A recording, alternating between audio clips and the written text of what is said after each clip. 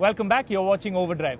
Now the Alto has been both workhorse and bestseller for Maruti Suzuki India, generating huge volumes for the company. It is in fact the best-selling car in the country. Hyundai has been eyeing a slice of that lucrative pie, and last year it launched the Eon. Maruti's response is the all-new Alto 800. We sent Rishad out to see how both these entry-level hatchbacks compare in a head-to-head shootout.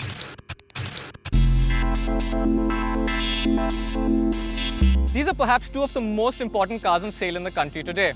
The Alto was the best-selling car worldwide last year, whereas the Hyundai Eon is India's second biggest manufacturer's comeback to its huge rival. Now Maruti have just launched the revamped Alto 800. So let's see how it stacks up against its biggest rival. When it hit Indian roads, the Eon's biggest contribution to its segment was a healthy dose of style. Introducing Hyundai's fluidic design philosophy that was first showcased on the much more expensive Verna. It's a good-looking design with all the slashes, swoops and lines that we're used to seeing on modern Hyundais, but we particularly like the rear end with those crescent moon-shaped tail lamps. With the new Alto 800, Maruti came close to completely revamping the styling, but retained the basic design philosophy.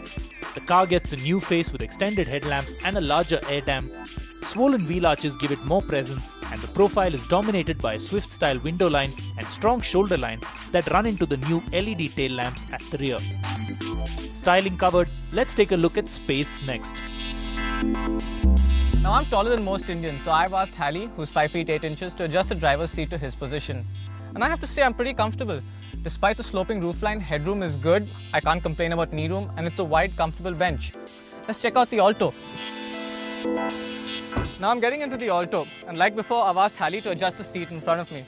I have to say I'm pleasantly surprised the Alto is even more spacious. I've got generous legroom, I've got decent headroom, although seating 3 in here will be a bit of a squeeze.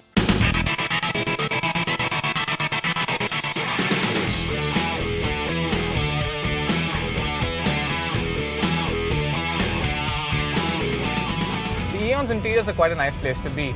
The quality of materials used is good, and the design and layout of the dashboard is quite appealing. There's plenty of storage space around as well. You have a scooped out area on the dash, there's plenty of storage down here, and you can also store a 1 litre size water bottle in the door panels. I'm also quite a fan of the driving position. It's very comfortable, the seats are supportive, and I quite like being in this car. The Alto's interiors, on the other hand, are more of a refreshed version of the old car. It does feel rather old school and utilitarian, despite the quality of materials and the design having improved. It doesn't really match up to the Eon's interior. Despite making more power and torque than the Alto, the Eon's 3-cylinder engine isn't quite as quick. While performance is adequate and there is pretty decent mid-range, the car's weak bottom end means the engine can bog down in traffic if the revs get too low.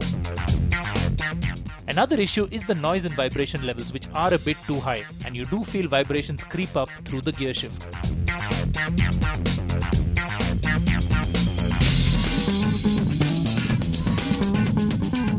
Now the Alto 800 gets a reworked version of the same 3-cylinder engine from the old car.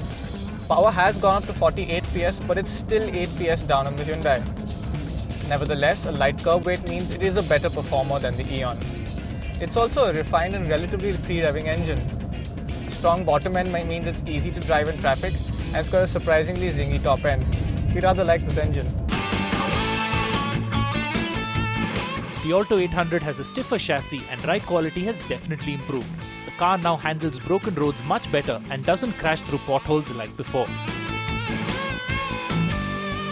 Steering feel is good at low speeds but tends to feel a little flighty as speeds build, though high-speed dynamics are an improvement when compared to the older car. On the other hand, the Eon, like most Hyundais, manages to ride well over good roads but doesn't quite handle big potholes as well. The power steering system is light and effortless at city speeds, but like the Alto, it feels vague and lifeless as you go through the gears.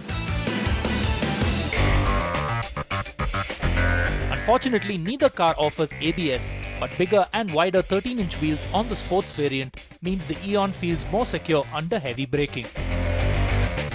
Neither car is an entertaining handler or a driver's car, but the Alto has a slight advantage over the Eon in the ride and handling department, but only just. Both the Eon and the Alto start at about rupees 2.7 lakhs ex-showroom Delhi. Now the Eon does have more variants than the Alto, and the top of the line Sports is considerably more expensive than the top end Alto LXi. However, it is a well engineered and designed car, and we think it makes for a pretty smart choice.